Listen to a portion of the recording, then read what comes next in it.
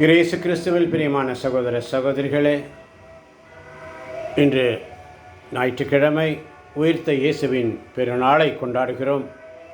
இயேசு உயிர்த்தெழுதல் தான் நம்முடைய கிறிஸ்தவத்தின் முக்கிய அம்சம். இயேசு உயிர்த்தெழவில்லை என்றால் கிறிஸ்தவமே உண்மையற்றதாக இருக்கும். கடவுள் மனிதனாக பிறந்து வந்ததை மனிதர்கள் விசுவசியாமல் இருப்பார்கள். அப்படிப்பட்ட இயேசு நமக்காக மகனாக இந்த உலகத்தில் பிறந்து 3.5 வருடங்கள் அவருடைய பணியை செய்து நமக்காக, நம் பாவங்களுக்காக அடிபட்டார், சிறைப்பட்டார், சிலுவையில் அறையப்பட்டார், காயப்பட்டார். அவருடைய காயங்களினால் நாம் குணமடைகிறோம். எனவே அவருடைய காயங்களினால் குணமடைந்த நாம், இயேசு சிலுவையிலே நமக்காக உயிர் விட்டார். என் இறைவா, என் இறைவா, ஏன் என்னை கைவிட்டீர் என்று சொல்லி நமக்காக உயிர் விட்ட தேவன் தன் ஆவியை உம்மிடத்தில் ஒப்படைக்கிறேன் என்று சொல்லி ஒப்படைக்கிற தேவன். ஆனால் 3ஆம் நாள் இதோ சர்வ வல்லமையுடன் அவர் உயிர்த்தெழுந்தார். கிறிஸ்தவமே இந்த உலக ஈட்டையே புரட்டி போட்டவர். கிறிஸ்துவுக்கு முன், கிறிஸ்துவுக்கு பின் என்ற உலக சரித்திரத்தையே மாற்றி போட்டவர்தான் நம் ஆண்டவராகிய இயேசு கிறிஸ்து. ஆமன் பார்த்தவர்களே, உயிர்த்த இறைவன் நம்மை தேடி வந்த நாள் இந்த ஞாயிற்றுக்கிழமை. உயிர்த்த என் இறைவன் என்னை தேடி வந்தார். என் நம்பிக்கை பலமானதே, ஒருபோதும் முனினான் ஐயம் கொள்ள மாட்டேன். என் ஆண்டவரின் அடிதொட்டு நடப்பேன். என் ஆண்டவரே, என் தேவனே, நீரே என் கடவுள். ஐயா, நீரே என் கடவுள். யோவான் நற்செய்தி 20ஆம் அதிகாரம் 18ஆம் வசனம் மிக அழகாக சொல்லுகிறது. மகதலா மரியா சீடரிடம் சென்று நான் ஆண்டவரை கண்டேன் என்று சொல்லுகிறார். தம்மிடம் இயேசு கூறியவற்றையும் அவரிடம் சொன்னார்.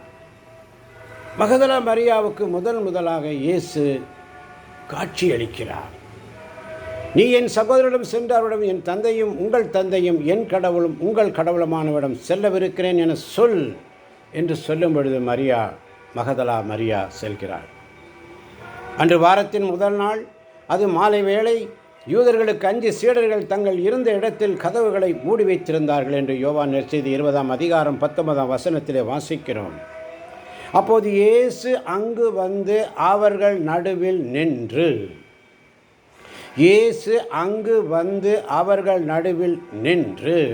உங்களுக்கு அமைதி உண்டாகுக என்று சொல்லுகிறார். உங்களுக்கு அமைதி உண்டாக என்று வாழ்த்துகிறார். இவ்வாறு சொல்லிய பின் அவர் தம் கைகளையும் விலாவையும் அவர்களிடம் காட்டினார். அவரை கண்டதால் சீடர்கள் மகிழ்ச்சி கொண்டார்கள். இயேசு மீண்டும் அவர்களை நோக்கி, உங்களுக்கு அமைதி உரித்தாகுக. தந்தை என்னை அனுப்பியதைப் போல நான் உங்களை அனுப்புகிறேன் என்று சொல்லி.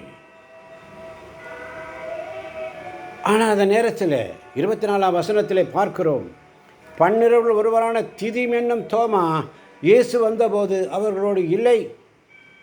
மற்ற சீடர்கள் அவரிடம் ஆண்டவரை கண்டோம் என்று சொல்லுகிறார்கள். தோமா அவரிடம் அவருடைய கைகளில் ஆணிகளால் ஏற்றப்பட்ட தழும்பை பார்த்து அதில் என் விரலை விட்டு அவர் விலாவில் என் கையை இட்டால் என்று நான் நம்ப மாட்டேன் என்று சொல்லுகிறார்.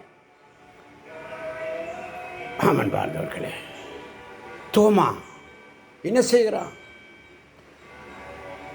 நம்மை தேடி வந்த இயேசுவை தோமா அறியவில்லை. நான் அவருடைய காயங்களில் ஆணிகளால் ஏற்பட்ட தழும்புகளை பார்க்க வேண்டும்.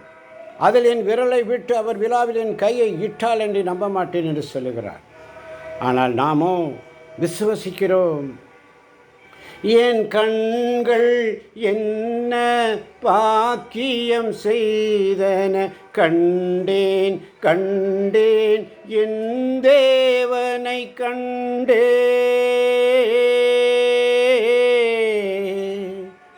என் கண்கள் என்ன பாக்கியம் செய்தன, கண்டேன் கண்டேன் என் தேவனை கண்டேன்.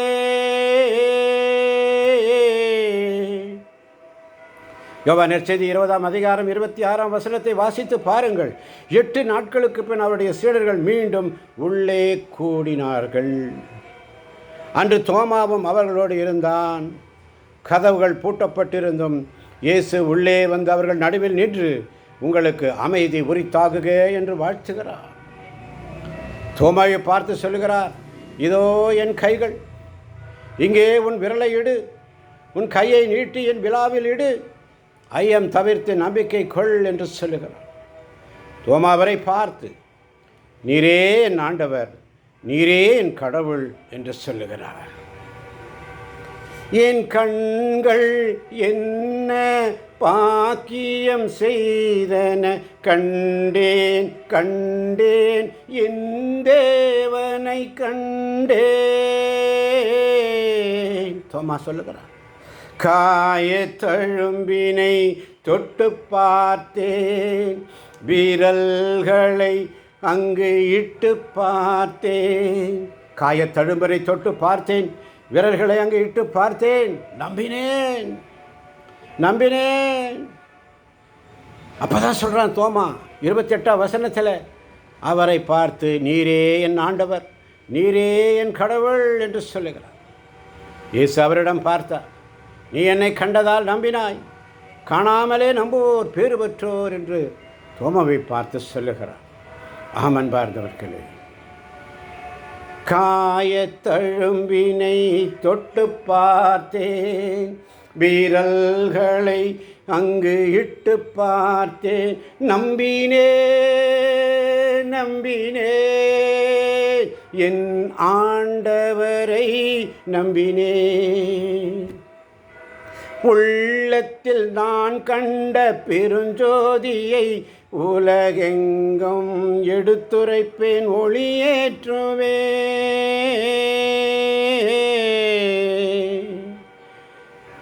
ஆமன் பார்த்தவர்களே, யோவான் நற்செய்தி 20ஆம் அதிகாரம் 22 சொல்றார் இயேசு, இதை சொன்ன பின் அவர்கள் மேல் ஊதி, தூய ஆவியை பெற்றுக்கொள்ளுங்கள், தூய ஆவியை பெற்றுக்கொள்ளுங்கள் என்று சொல்லி அவர் சீடர்களை பணிக்காக அனுப்புகிறார்.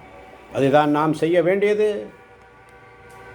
உள்ளத்தில் நான் கண்ட பெருஞ்சோதியை காவுலகெங்கும் எடுத்துரைப்பேன், ஒளியேற்றுவேன்.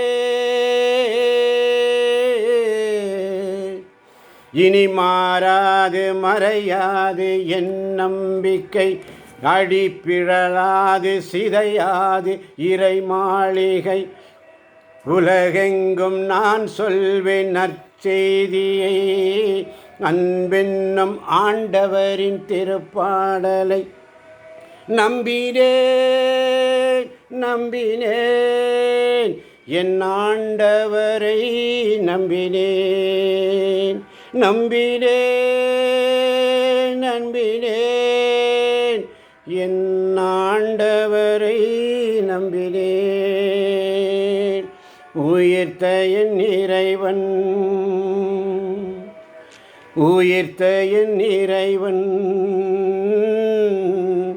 என்னை தேடி வந்தார்.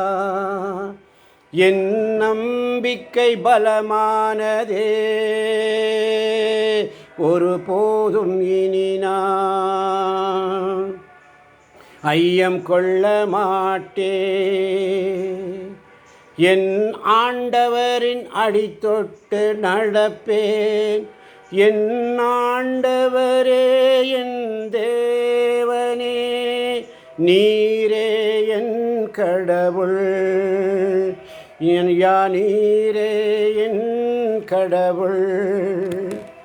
தோமா இயேசுவை பார்த்து சொல்லுகிறார், யோவான் நற்செய்தி 20ஆம் அதிகாரம் 28ஆம் வசனம், நீரே என் ஆண்டவர், நீரே என் கடவுள் என்று சொல்லுகிறார். உயிர்த்த என் இறைவன் என்னை தேடி வந்தார், என் நம்பிக்கை பலமானதே, ஒரு போதும் இனி நான் ஐயம் கொள்ள மாட்டேன். என் ஆண்டவரின் அடி கொண்டு நடப்பேன், என் ஆண்டவரே என் தேவனே, நீரே என் கடவுள், ஐயா நீரே என் கடவுள். தோமா எதையும் எளிதில் ஏற்பவர் அல்ல. தமக்கு புரியாத ஒன்றை அவர் புரிந்தது போல் காட்டிக்கொள்ளவும் மாட்டார். நம்புவதாக தோமா நடிக்கவும் மாட்டார், அவரால் முடியாது. எனவே தோமாவின் ஐயத்தை போக்க இயேசு முன் வருகிறார். தம் கைகளையும் விலாவையும் காண்பிக்கிறார். தம் காயங்களில் விரலை இடுமாறு அழைக்கிறார். இயேசுவின் காயங்கள் அவர் முன் தெரிகின்றன. இன்னும் நம்புவதற்கு என்ன தயக்கம்? உணர்ச்சி மேலிட்டவராய் தோமா இப்படியாக சொல்லுகிறார், நீரே என் ஆண்டவர், நீரே என் கடவுள் என்று நம்பிக்கை முழக்கமிடுகிறார். இத்தகைய உயர்ந்த நம்பிக்கை, இத்தகைய உயர்ந்த நம்பிக்கை அறிக்கை எந்த மனிதரிடமிருந்தும் வந்ததில்லை. நம்ப தயங்கிய தோமா வாயிலிருந்தே நம்பிக்கையின் ஒப்புயர்வற்ற ஒரு வாய்ப்பாடு வெளிவருவது பெரிய ஆச்சரியம் அல்லவா? அன்றைய ரோமே பேரரசர் மெஸ்ஸியா தான் தம்மையை மக்கள் அனைவரும் ஆண்டவரே கடவுளே என அழைக்க வேண்டும் என ஆணை பிறப்பித்திருந்தான். அன்பார்ந்தவர்களே, இயேசுவை நேரில் கண்டிராத இரண்டாம் தலைமுறையாகிய நாம் யோவான் நற்செய்தியின் மூலமாக நாம் பறைசாற்றுகளாக இருப்போம். ஆண்டவருக்கு ஊழியம் செய்வோம் என்ற எண்ணம் நம் உள்ளத்தில் எழ வேண்டும். புதிய உடன்படிக்கையின் மக்கள், இயேசுவின் இரத்தத்தால் கழுவப்பட்ட நீங்களும் நானும். அதான் சொல்கிறாரு யோவான் நற்செய்தி 20ஆம் அதிகாரம் 21ஆம் வசனத்தில், இயேசு மீண்டும் அவர்களை நோக்கி, உங்களுக்கு அமைதி உரித்தாகுக, தந்தை என்னை அனுப்புவது போல நானும் உங்களை அனுப்புகிறேன் என்று சொல்லி நம் ஒவ்வொருவரையும் அழைத்தவர். ரோமர் 8:30 வாசித்து பாருங்கள். தாம் முன் குறித்தோரை அவர் அழைத்திருக்கிறார். தாம் அழைத்தோரை தமக்கு ஏற்புடையவர் ஆக்கியிருக்கிறார். தமக்கு ஏற்புடையவர் ஆனவரை தன் மாட்சியில் பங்கு பெற செய்தார் என்று ரோமர் 8:30 வாசிக்கிறோம். என் கண்பார்ந்த தேவ பிள்ளைகளே, இயேசுவின் உயிர்த்தெழுதல் இல்லை என்று சொன்னால் கிறிஸ்தவம் மண்ணோடு மண்ணாய் போயிருக்கும். ஆனால் ஆண்டவருடைய திட்டம், எரேமியா தீர்க்கதரிசி புத்தகத்திலே வாசிக்க 29:11, நான் உங்களுக்காக வகுத்திருக்கும் திட்டங்கள் எனக்கு தெரியும் என்றோ, அவை நலமான நல்வாழ்வின் திட்டங்களை அன்றி கேடு விளைவிக்கின்ற திட்டம் அல்ல. பார்த்தவர்களே, ஒரு நாள் அவருடைய சமூகத்தில் திருத்தூதர் பணிகள் 1:8 சொல்லுகிறது. இயேசு சீடர்களை பார்த்து சொல்லுவார், தூய ஆவியானவர் உங்களிடம் வரும்பொழுது நீங்கள் கடவுளுடைய வல்லமையை பெற்று யூதேயா, சமாரியா, எருசலேம் முழுவதிலும், ஏன் உலகின் கடை எல்லை வரைக்கும் எனக்கு சாட்சிகளாக இருப்பீர்கள் என்று சொல்லி, பெந்தகோஸ்து எனும் நாள் வந்தபொழுது அன்னை மரியாளோடு 120 சீடர்களோடு 11 சீடர்களும் சேர்ந்து அங்கே ஜெபிக்கிறார்கள். அன்னை மரியாளோடு சேர்ந்து ஜெபிக்கிறார்கள். அப்படி ஜெபித்த பொழுது, பெந்தகோஸ்து எனும் நாள் வந்த பொழுது பரிசுத்த ஆவியானவர் இறங்கி வருவதை அவர்கள் கண்டார்கள். தம் மொழியில் அவர்கள் பேசினார்கள், அந்நிய பாஷை பேசினார்கள். பரிசுத்தாவின் வல்லமை அவர்கள் மீது இறங்கி வந்தது, அக்கினி நாவு வடிவாக இறங்கி வந்தது. அவர்கள் பேசிய பேச்சு அங்கே வந்திருக்கின்ற, உலகத்தில் வந்திருக்கின்ற அத்தனை ஜனங்களும் அவரவர்கள் மொழியிலே அதை புரிந்து கொண்டார்கள் என்று சொல்லுகிறது. அன்பார்ந்தவர்களே, அன்பார்ந்தவர்களே, ஞானத்தினால் வருகின்ற இறை புகழ்ச்சி இது விண்ணகத்திலிருந்து அருளப்பட வேண்டும். ஞானத்தினால் வருகின்ற இறை புகழ்ச்சி. வாருங்கள் ஆராதிப்போம். இந்த அருமையான சந்தர்ப்பத்தை கொடுத்த தேவனுக்கு நன்றி சொல்லுவோம். அன்பே உருவான எங்கள் அருமை தகப்பனே, இதோ இந்த ஞாயிற்றுக்கிழமை கிறிஸ்து உயிர்த்த நாளிலே இதோ நாங்கள் ஒரு மனதாக இருந்து இதோ இந்த பாடலை பாடி ஆண்டவரே உம்மை துதிக்க வைத்தீரே உமக்கு நன்றி. இதை கேட்டுக்கொண்டிருக்கின்ற கேட்க போகின்ற ஒவ்வொரு பிள்ளைகளையும் இந்த யூடியூப் வழியாக இதோ உலகெங்கும் சென்று படைப்பிற்கெல்லாம் நற்செய்தியை அறிவிக்கக்கூடிய பிள்ளைகளாக எங்களை மாற்றுவதற்காய் நன்றி. இதை கேட்கின்ற ஒவ்வொரு பிள்ளைகளும் நற்செய்தியின் ஒளியாக, நற்செய்தியின் விளக்காக நாங்களும் ஒருவரை அன்பு செய்து உலகின் நற்செய்தியை அறிவிப்பவர்களாக எங்களை மாற்றப் போவதற்காக நன்றி. இதை கேட்கின்ற ஒவ்வொரு பிள்ளைகளையும் உச்சன் தலை முதல் உள்ளங்கால் வரை தொட்டு ஆசீர்வதிப்பீராக, பலப்படுத்துவீராக. பலப்படுத்துவதற்காய் நன்றி, பலப்படுத்த போவதற்காய் நன்றி. நன்றி ஆண்டவரே, நன்றியோடு துதிக்கிறோம். ஹல்லேலூயா, ஹல்லேலூயா, ஹல்லேலூயா, ஆமென், ஹல்லேலூயா, ஹல்லேலூயா, ஹல்லேலூயா, ஆமென், ஆமென், ஆமென், ஆமென். இயேசு ராஜா, ஆமென், ஆமென், ஆமென். இயேசு ராஜா, ஆமென், ஆமென், ஆமென். இயேசு ராஜா, அல்லேலூயா,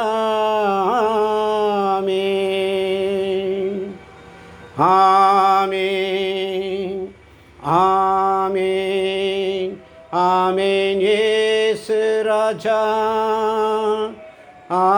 ஆமென், ஆமென், ஆமென். இயேசு ராஜா,